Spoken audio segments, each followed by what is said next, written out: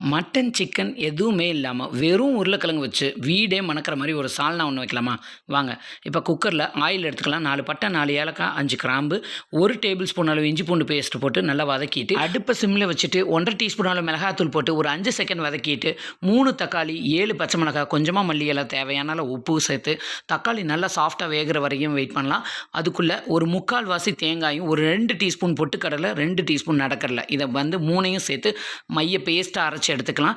இப்போ நம்ம தக்காளி சாஃப்ட்டா வெந்துருச்சு. இப்போ இது கூட 3 உருளைக்கிழங்கு தோல் சீவிட்டு பொடியா கட் பண்ணிக்கோங்க.